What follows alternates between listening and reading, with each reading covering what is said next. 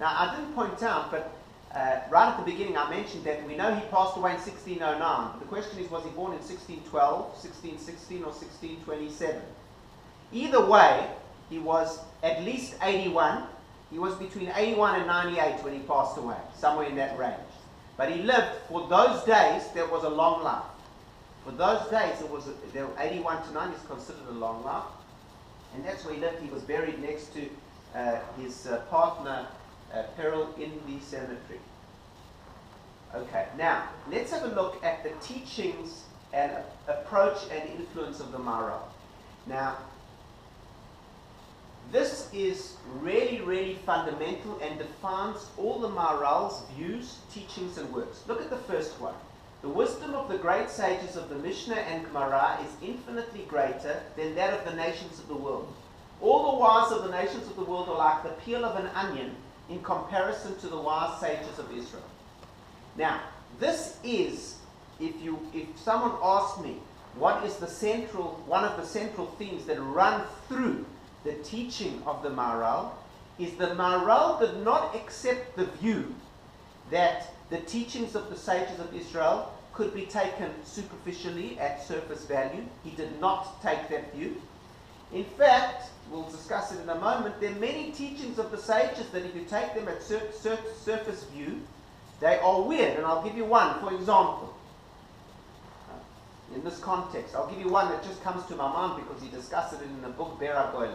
Chazal say that Adam, the Torah says that Adam gave names to the animals, right?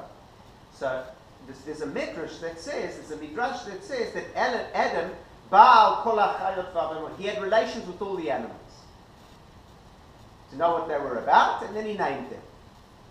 Now that is a teaching which is bizarre. And there are many teachings like this. The sages, the Maharal's view was that you could never take, and he explains what it means in his book Barak, but the Maharal has two, his main premise is this: if the sages of the Talmud and the Mishnah said something, it is of the greatest, most infinite wisdom, and whatever wisdom the nations of the world will come up with is keklipat hashum, that's how he expresses it, is like the peel of an onion. It means it's insignificant. The peel of an onion is very brittle. It's insignificant compared to the wisdom of Chazal. That is, and that has many, many ramifications. So first of all, the second one. The words of the sages cannot and should not. And should not be taken superficially or lightly. The sages never express the obvious, and all their teachings are novel and profound. The Maharal, when he takes any teaching of the sages, if you or I could have figured it out on our own, he says that's not what the sage meant. Because he believes that everything that every sage wrote had something in it that was new or novel, or else, alternatively, the sage would never accept. The third thing, our sages teach us fundamental principles. Now, this is very, very important. Understanding these fundamental principles provides a framework of understanding human behavior and the commandments of the Torah. So the Maharal, this is very, very important. The Maharal, and the beauty of the Maharal, is that he shows that the whole Torah, and I'm going to give you an example at the end, but he shows how the whole Torah, it's not just a law here, this law, that law, this law, that law. It's not like that. It's a system. And he shows how the system, based on certain principles, it all links together. Torah Hashem Temimah. The Torah Hashem is complete, and it is one unit. That's the methodology of the Maharal. Now, this is, I mentioned this point earlier, that he was a champion of the Rambam's approach to earning a livelihood and not using Torah study and teaching as a means of earning a livelihood. Now, this point 5, which I started mentioning earlier, but it's a very important point, the Maharal felt that the sages, you see, it says in Pirkei Avot, in the Ethics of the Fathers, Ben Chamesh LeMikra. At 5 years old, you should teach a child Chumash. When do you teach a child Chumash? 5 years old. 10 years old, what do you teach him? Mishnah. 15-year-old, what do you teach him? Gemara. Now today, it doesn't work that way, you know, in most places. Today, they take a kid, he's 6, 7, they're already starting at 8, they're starting learning Gemara. Now Gemara is very difficult. The Maharal was very against that because he felt that we push children, and it's actually very interesting, that he felt that it is not positive to push children beyond their natural cognitive development. It's very interesting. I know in schools today, people tell me that 10 years ago, what you learned in, that they're bringing things, they're raising the standard all the time kind of thing. And that's not necessarily, by the way, a positive thing. Because a child's mind, as you grow older, naturally as the brain develops, as your cognitive understanding and your maturity develop, you're ready for certain things. And if you force those things too early, it's very problematic. There are schools and a system of schools, I think they call them Zilberstein in Israel today, and they're all over the world, where they actually do the system. They won't teach the kids Chumash until they're 10, they won't teach them Gemara until they're 15. And there is a tremendous logic in that. And he made sure that in his area of, call it reign, that this was instituted. So that was a very important teaching of the Maharal. Now, his general approach, he clothes deep Kabbalistic ideas in a rational philosophical framework. The Maharal was, no doubt, he mentions in certain places, but the Maharal was a Kabbalist. He was a Mekubal, he was a Talmudic scholar, but he was a Kabbalist. He knew the Kabbalistic teachings inside out and back to front. And he brings down those principles in a very understandable, natural, philosophical framework to understand the mitzvot of the Torah. Now, this is a very important point here. As a result of the above, the Maharal is revealed accepted both by Hasidic and non-Hasidic thinkers alike. Very interesting. I went once for a Shabbat in a yeshiva called Beit El.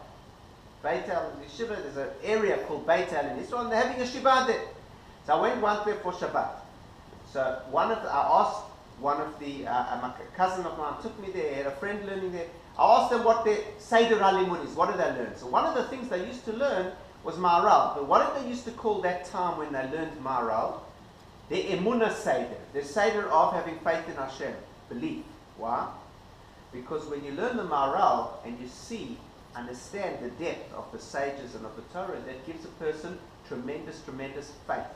So actually I believe that they're terming that Seder Emunah. But as I say, the Vilna Gaon was influenced by the Maharal, and so was, by the way, it's well known in Chabad circles that the book Tanya, he writes in the beginning there where he got all these things from, and one of the things he writes there is Sfarim. That Sfarim is the Sifrei Maharal. They have a tradition that Sfarim is the books of the Maharal. So the Maharal was influenced everyone afterwards. That's why I say that he is really universally accepted. Now, what were his works? There are many. And I have learnt, not all of them through and through, but I've learnt many of them, much of them. And they are the most fantastic works. First one, Gur Aryeh, is a commentary on Rashi on the Torah. Rashi comments on the Torah, so you have to have a commentary on Rashi. Right? To explain Rashi, by the way, there's hundreds of commentaries on Rashi. Okay? Now, Derech HaChaim, and there's commentaries on those commentaries as well. Okay, Derech HaChaim is a commentary on Pirkei Avot. It's a wonderful commentary we've mentioned it a number of times on Shabbat afternoon. Gvurot Hashem speaks about Pesach and the Exodus from Egypt. Netzach Yisrael speaks about redemption. Moshiach, Tiferet Yisrael speaks about Torah. Netivot Olam speaks about character traits and central themes in Judaism. Then he's got Chidush Agadot. Now what is this? There's certain sections of the Talmud which are halachic. There's certain sections which are stories. And some of them, by the way, are not meant to be taken literally, and they sound bizarre. The Maharal explains what the sages meant in those sections, and to the most unbelievable degree. He wrote a book called Barak. Barak, remember I mentioned the teaching of the sages earlier with Adam and the animals that were strange? He spends a whole book explaining all the teachings of the sages that sound bizarre. That's his book. In defense of the teachings of the sages, that people look at them and they say, come on, you can't accept this primitive stuff. The Maharal answers up all those teachings. It's called Barak, a fascinating work. He's got a book on Hanukkah, a book on Purim, and he's got on the Talmud, etc., and many other books. Now, what I want to do today, in the few minutes that we have remaining, is I want to take one teaching of the Maharal, because, in truth, Very little is recorded of his personal life. I didn't mention he had 7 children, 6 daughters, 1 son. He lost his son. His son became a rabbi, I think, of Copenhagen. Passed away in the early 17th century. His son passed away in his lifetime.